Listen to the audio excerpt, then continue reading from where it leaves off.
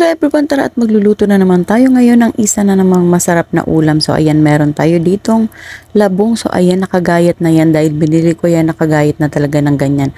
At syempre dahil labong yan, kailangan muna yan pakuluan. At ito nga, inugasan ko muna yan mabuti at syempre napakuluan ko na yan. Kaya ready na yan para iluto. So yan. At syempre ito ang ating mga isasahog dyan. So meron tayo ditong konting karne ng baboy at syempre na-chop na rin natin yan ng maliliit lang kasi nga pansahog lang naman. So yan. At syempre ito naman yung ating mga sangkap na gagamitin. Ayan, meron tayo ditong sibuyas, bawang, luya, pampalasa, siling green at hindi mawawala syempre yung ating gata dahil gagataan natin itong labong. So yan, mas masarap kasi ito kapag ginataan. So ayan. At syempre meron din tayo ditong isa pang sahog. So yan, ngayon lang ako magsasahog nito at ngayon lang ako nakakita nito kaya sabi ko try kong magsahog ng ganito. Ito ang alamang, dried alamang. So yan, nakalimutan ko tuloy kung anong tawag. So yan, hindi siya maalat. Kaya mas maganda isahog yung ganito kasi hindi siya maalat. So yan. At syempre ayan nga yung ating karne. Kailangan muna natin yan pakuluan para lumambot dahil yung ating labong malambot na yon at luto na yon. So lulutuin na lang natin sa gata. Kaya kailangan itong ating isasahog na karne palutuin din muna natin.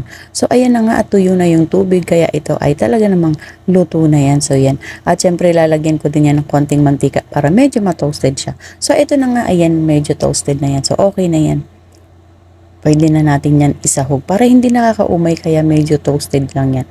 At syempre nilagay ko na rin yung ating labong, yung ating mga sangkap at yung ating dried alamang. So yan, nilagay na natin yan sa isang kawali. Nasa ilalim na yan yung ating pinalambot na karning baboy. So yan, hindi na tayo magigisa.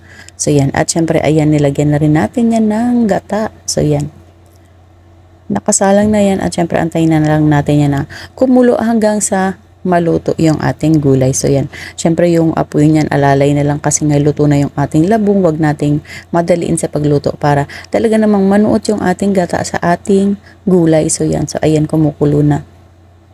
Mabilis lang naman na itong maluto kasi nga napakuluan ko na yung ating labong. So ayan nga, kumukulo na, medyo konti na lang yung gata pero hindi pa yan luto. Medyo matagal-tagal ko yan talagang pinakuluan sa gata para talaga namang malasang malasa yung ating gulay kasi masarap ito kapag talaga namang nanunuot yung gata sa ating gulay na labong. So yan.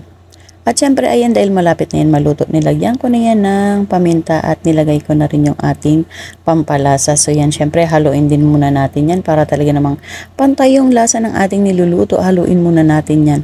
So eto na nga, dahil luto na, ayan, o diba mabilis lang maluto. So ito na nga ang aking own recipe ng ginataang labong. So yan, ngayon lang ako nag-try magsahog ng dried alamang pero talaga namang masasabi ko sa inyo masarap pala ito isahog lalo sa ganitong ginataang gulay. So yan, try ninyo magsahog ng ganito, panigurado magugustuhan ninyo. So ito ang aking own version, ng aking own recipe ng ginataang labong with pork at syempre with dried alamang. So yan, try ninyo ito, panigurado pasok na naman ito sa inyong panlasa.